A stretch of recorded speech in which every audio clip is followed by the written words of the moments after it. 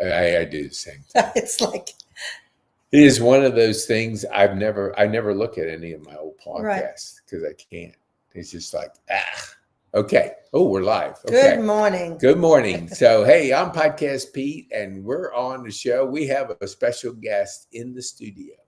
She's actually going on vacation, so she'll be in a good mood. So, Laura, tell our viewers who you are, what you do, and who you serve. Good morning, all. I am Laura, one of the nurses from Blue Summit Hospice and Palliative Care. We are actually a new company for the last 2 years, been in business, and it is actually privately owned by a nurse. I am very proud to say that our performance for our patients is to provide, to lift the fear of hospice and to provide palliative care services. No patient dies alone, whether they have families or they do not have families. We become their families to provide that comfort care. So my first question that hits my brain is, how did you get into this type of business? Because it's a business that you have to have the big heart. So just share with our viewers, Sure. what was that like? Were you always in this industry, or did you come into it later? Okay. So I am actually a nurse for 38 years, and the first 23 years were home health, providing patients services to render so they can get back to their prior level of functioning. When I lost my parents, when I lost my brother and close people near me, this type of team, a hospice/palliative team, provided my family with the love and comfort so I could actually be a sister and a daughter-in-law and a daughter for my family and not worry about what to do next. And because they brought me to a level of comfort, after all was said and done, I decided to change careers. And the last probably 15 years, I've been a hospice nurse. And it's, to me, a way of giving back. It's actually something I'm proud of when someone says to me, when I enter their room or their home, and they say they're afraid, they don't understand things. And when I exit, they say thank you, and they ask, Laura, can you be my nurse? That means I provided them comfort and a safe zone, if you would, for them to ask questions, for them to provide care for their families and not be so afraid. I love that.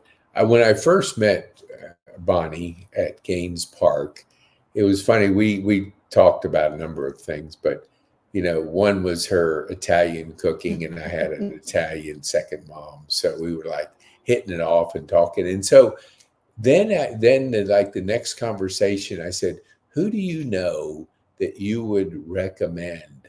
And you were the first person.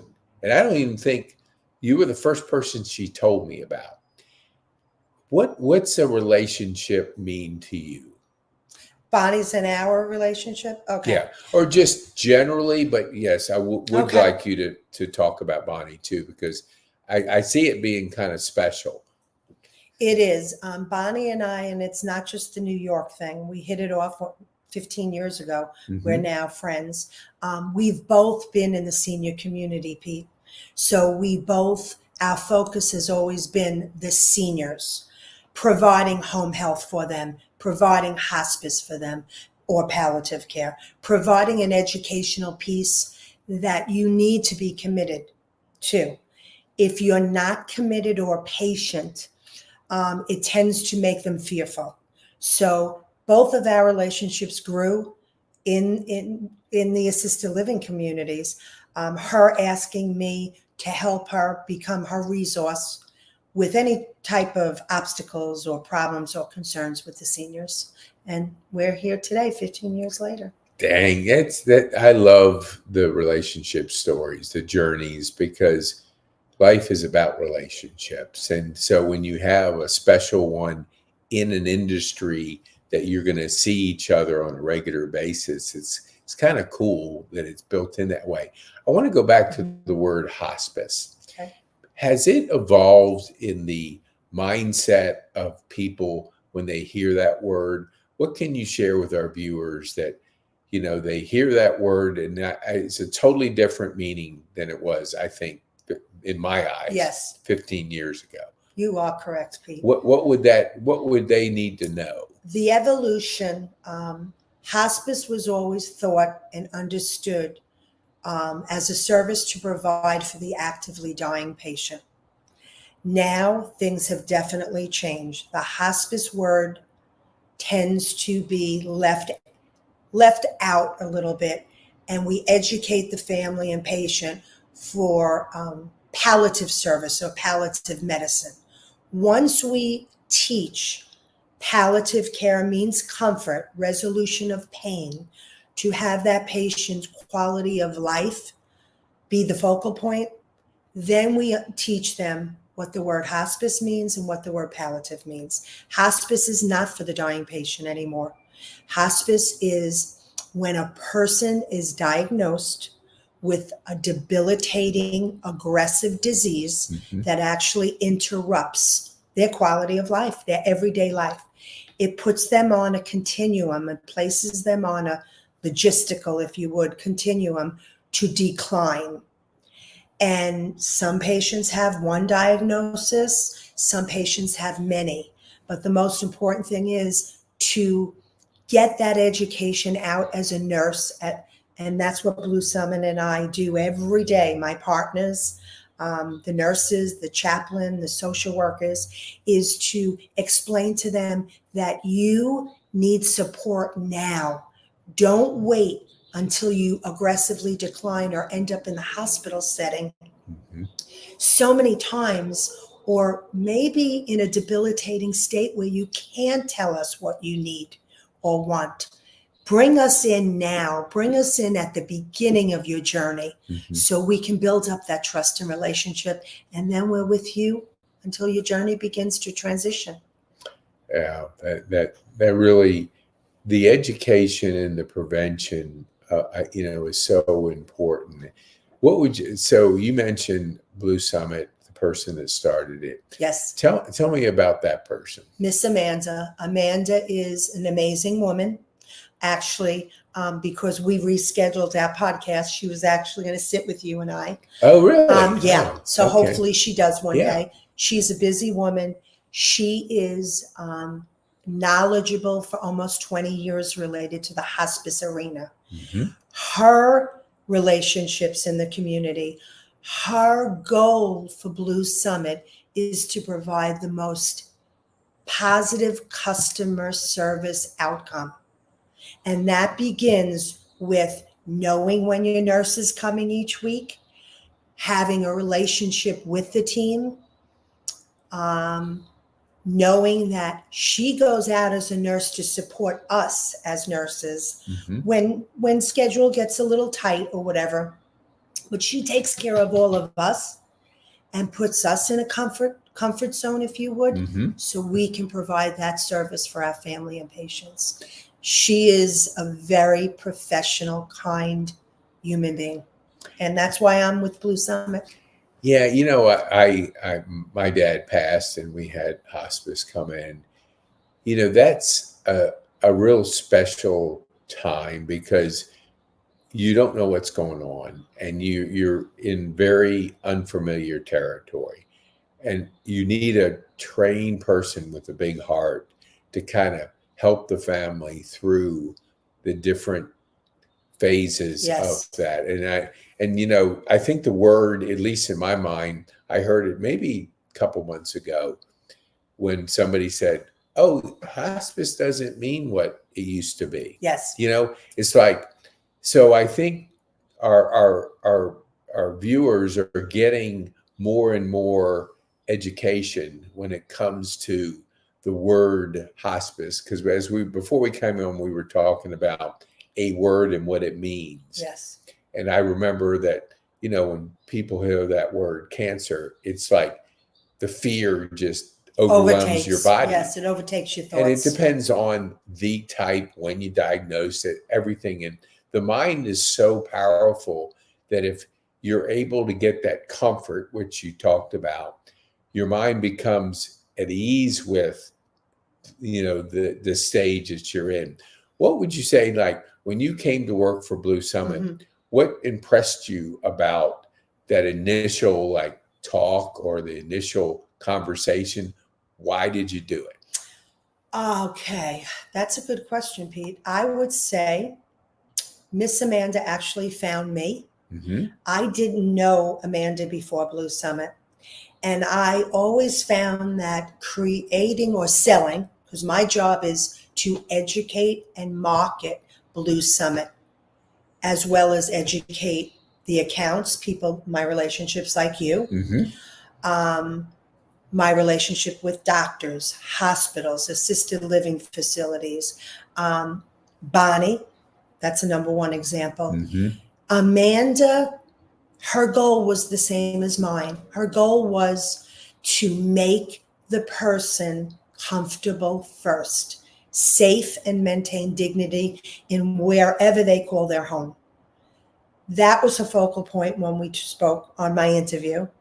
And the other thing that was important to me was that she was a nurse, that I was able to go to my chain of command, my immediate supervisor, and not have a non-clinician, have a clinician that understands my feelings as well as others. That was important to me.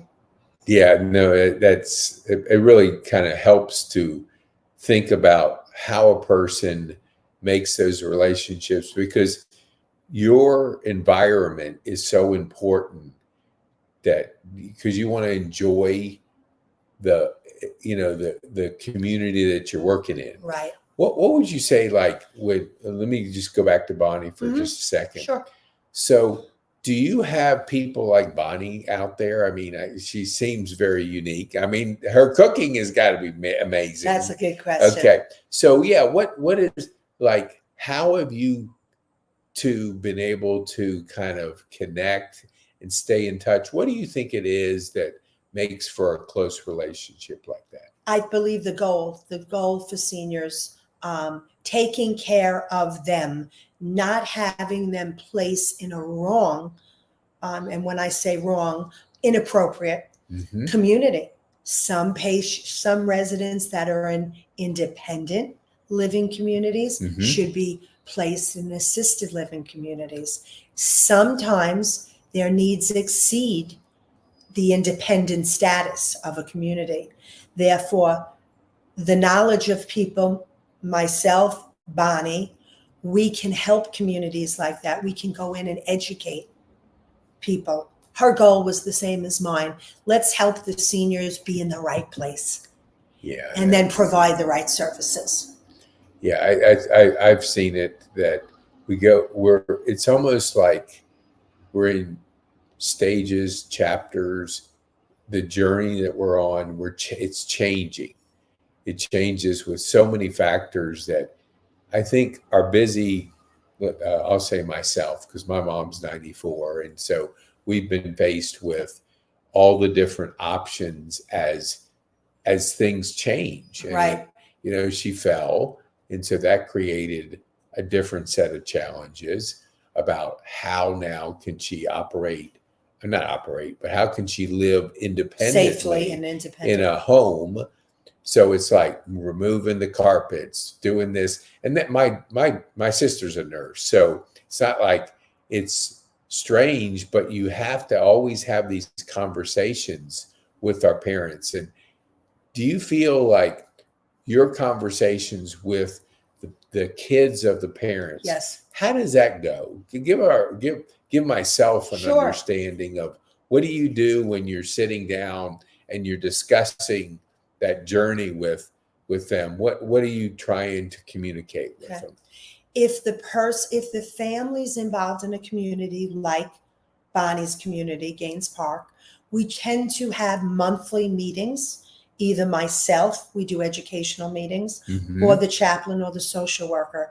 We don't just clinically provide services, palliative services, if you would, for the patient. We can never forget the family, Pete. Mm-hmm. The caregiver like you, tending to your mom, I've been there. Caregiver stress is overwhelming. Caregiver stress is very real.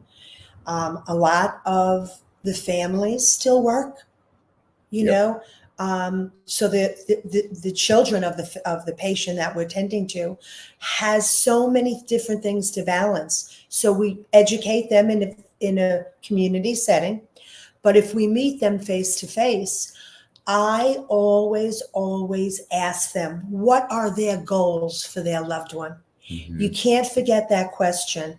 Some are, Laura, I can't handle it. Please help me put them in a nursing home. Mm-hmm. Laura, I need private help.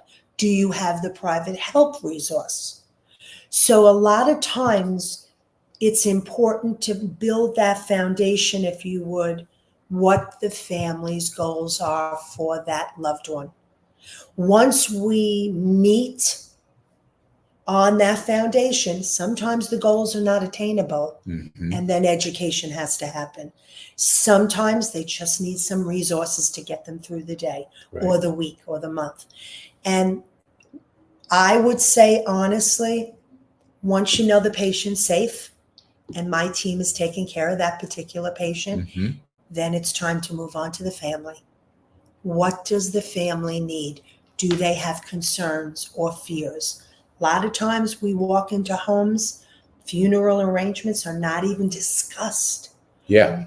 Yeah. I'm a Completely. biggie on that one, and I do it very quietly, very softly. And I say, guys, it may be an uncomfortable topic to speak about now, but I want you to have quality time in the middle and the end during your mom or your dad's journey. Mm-hmm. I don't want you having to race around deciding, are we going to cremate mom? Does she need to be sent to another state? All of these things should be discussed Mm-hmm. at the beginning, very softly, like I said, sensitive. Some people get afraid, some people get upset, Sure. but at the end, people actually come and thank us. Thank you for asking that question. Thank you for directing me, because it was just a smooth transition. Yeah, that you kind of answered my next question, but I'll ask it anyway. So I've noticed that you have to have a big heart to be in this business. What fills your heart in what you do? That's okay. I think the most important thing is, Pete, is now remember, when I go to visit everybody, Mm-hmm. when I'm asked to assess a patient or to call a family, not every family decides to use Blue Summit. Sometimes they choose another company. Sometimes they say, I'm not ready for hospice. Mm-hmm. And that's when the palliative medicine / palliative services are discussed. When that family calls me back, or they decide in front of me, Laura, you have made me so comfortable, I choose Blue Summit because of you. That makes my heart swell. Yeah. That means that I lifted the fear that Mm-hmm. was present at the beginning of the meeting, and I put them in a safe spot. That makes me work every day. Wake Yeah. up in the morning and go to work every day. Yeah, that's awesome, because you always, in anything we do, if our heart can be filled on a regular basis, you never Yes. have any problem getting up, because Yes. it's like, I can't wait to have my Yes. heart filled. Right. What would you say, like, and I think I know the answer, but help me, palliative, Yes. what does that actually mean? Okay. So palliative services, there's actually 2 programs in a hospice company. Not everyone has a palliative care program.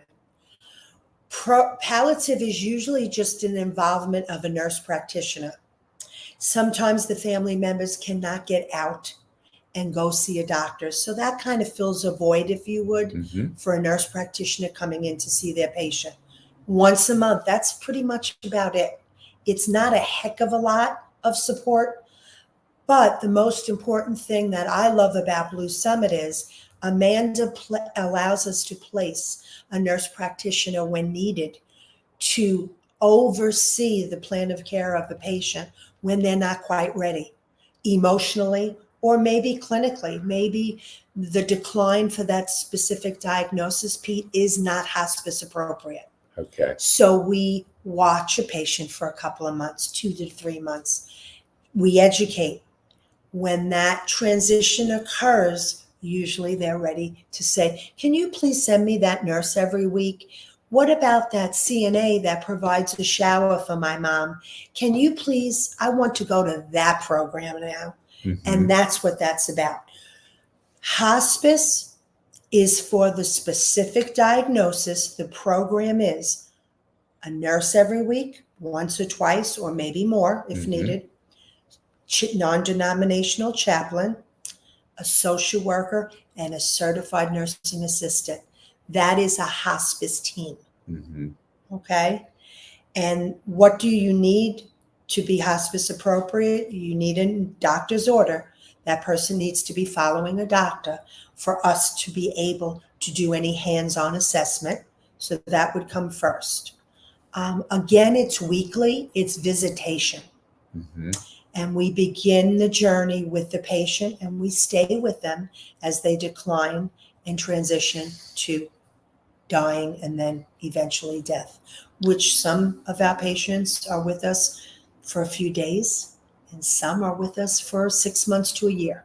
Well, that old thing is not like one situation. There's always different situations that make up a story or make up a journey. What do you, and this is just my curiosity, when you said a doctor has to call you or recommend it, is this a primary doctor? Okay. Is that like, is it come from a specialist or is it a combination? It could come from anyone. If the patient is seeing an oncologist and their radiation and chemotherapy is completed and the doctor feels, okay, I have stabilized, if you would, the patient, but yet there's no more treatment to be had. The patient is usually directed to hospice. So that would be an oncologist to write the hospice order. But if there is no involvement with a specialist and the patient just has a community doctor, an internal med doctor, a family doctor that they consider their primary, they also can write that hospice order. And the important thing is, Pete, as nurses under the Medicare guidelines, we need a hospice order to do any hands-on assessment, okay? Not to talk to the people, not to educate them. We don't need an order, but our nurse needs an order to evaluate first and admit to hospice if appropriate. That begins the assessment. Awesome. What would, that's good to, I'm learning different things through this journey. And I want to just to talk about one thing. Sure. Or not one thing, but just the next thing. So if you had a magic wand, let's put you in a Disney movie, and you have that magic wand, and you could get whatever you want, problem solved. What would be the thing that you'd want to solve or put the magic wand on and get it like eliminated? Besides that, we have a limited time everywhere, it's but just in your business and what you're doing, if you could solve this one thing with this magic wand, what would it be? I would ask as a nurse, every doctor, whether they're cardiac, neuro, oncology, etc., to support the hospice program more. Because the biggest obstacle we have, it's gotten better, Pete, over the years, but the biggest obstacle we have as hospice nurses and hospice educators are those doctors that are in denial. They make the diagnosis about themselves, not about the patient. They should be our supporter to say, okay, I want more for my patient. Instead of writing that order, or, sometimes doctors don't refer to hospice. They just don't believe in it, Pete. Wow. Oh, yeah. It's gotten better, as I said, but Right. it's still not 100%. So my biggest dream, my professional dream and goal every day is to win one more doctor over each day. Dang, I love that. We have a podcast, the Mindset podcast with Crystal, and you might have met Crystal. I think you did, but we talk about the closed mind versus the open mind. And actually, behind me is a book that she gave me. It's called Mindset. Okay. And it reminds me that no matter where we are, there's people that have a closed mind and there's people that have that open mind. And it seems like to have that open mind, because what you're just describing is a person has to make it about the patient, Yes. not themselves. Correct. And so if that person, and I'm not going to say that, I will say that there's a bias with some doctors that, hey, I'm the doctor. I'm the person that I make it all happen, and it's in any industry. I'm not going to say that it's just doctors, but a doctor to have an open mind to say, hey, Laura, let's work together and try to make the comfort of the patient the best possible way we can. And when you do that, it's wonderful. It is. But it doesn't always happen in reality. So I know you thanks for coming over here because you're ready to go on vacation. So we want to make that vacation happen. So tell our viewers, how can they get a hold of you? Okay. Well, Blue Summit has 2 offices, one in Roswell, Georgia, one in Snellville, Georgia, and the goal for the spring will be Bartow County and Cartersville. But if anyone wants to reach me, my cell phone number direct is 770-231-9419. And my email address is laura.gleeson, Gleeson, at bluesummithospice.net. Awesome. So I want to challenge our viewers too. If you know of people that you think Laura would benefit in knowing, please share this with them and let them know. Call Laura or share this video podcast with them. So the old saying is, we don't know what we don't know. And the last thing you want to know is like, man, Laura, I wish I would have known about you. And I'm sure you've heard that before numerous times. So we want to kind of close that gap to make sure that our viewers out there know what's available and know how they can get a hold of your skills and your heart, really. So we're going to leave you with one thing. We'll put in the show notes too. So I don't want you to be driving down the road writing down everything in Kennesaw or Atlanta. That can be kind of crazy. But what would be the one thing that you would want our viewers to take home from this podcast? The service for palliative and hospice is Medicare guided. There is no out-of-pocket expenditure. Your Social Security Part A, Medicare Part A, covers the hospice benefit. So please call me if you need help. Awesome. I want to thank you, Laura, for coming. Thank you for having me. And have a good vacation. And thanks. Not many people will come on a podcast right before they go on vacation. At least we haven't run into them. But thank you so much for being with us today.